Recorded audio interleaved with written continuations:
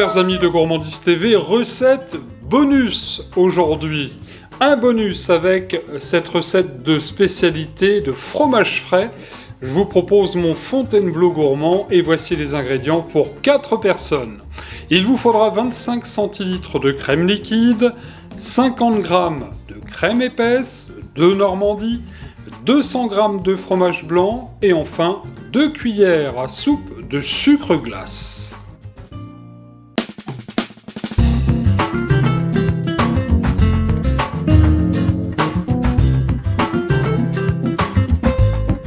Je vous propose à présent de faire le Fontainebleau. Le Fontainebleau, je dis le parce que le Fontainebleau c'est un fromage.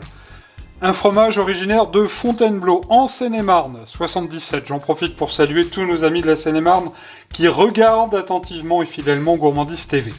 Alors ce fromage est à la fois un fromage très onctueux, un fromage frais bien sûr, que vous pourrez apprécier, à la fois salé mais aussi sucré. Aujourd'hui on fait la version sucrée dans un saladier.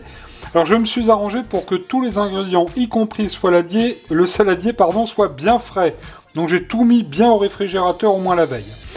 Le saladier, j'ai mis les 25 centilitres de crème liquide dans laquelle nous allons mettre une cuillère à café à peine d'arôme de pistache. Alors vous pourrez faire cette recette sans arôme bien sûr, ou alors avec n'importe quel arôme. On peut faire ça nature. Moi j'ai choisi pistache parce que je trouve que la fraise et la pistache ça va vraiment très très bien ensemble. Alors 25 centilitres donc de crème liquide, l'arôme pistache et on va mettre notre crème épaisse. Voilà. Ah c'est un dessert qui est très léger, hein, ça je vous le confirme. Pour le printemps, ça va vous revigorer. Voilà, la crème épaisse, évidemment, de Normandie. C'est la meilleure. Et à présent, eh bien, à l'aide d'un fouet, d'un batteur, on va faire monter cette crème de manière à ce qu'elle soit bien foisonnée et qu'elle monte comme une belle crème fouettée, qu'elle soit bien onctueuse. C'est parti. Voilà. Regardez, là c'est parfait. Alors si je vous dis que c'est parfait, c'est... Alors, on ne cherche pas à faire du beurre non plus, hein, mais ça va faire une crème bien épaisse. Et c'est à ce moment-là que nous allons rajouter, pour sucrer un petit peu, le sucre glace, pardon, je cherchais.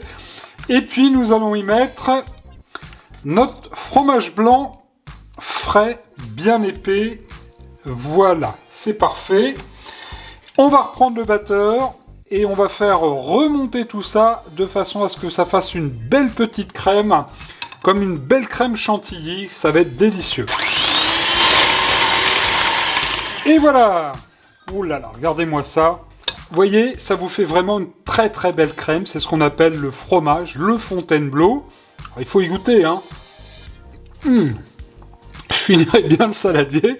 Alors évidemment, c'est ma recette du Fontainebleau.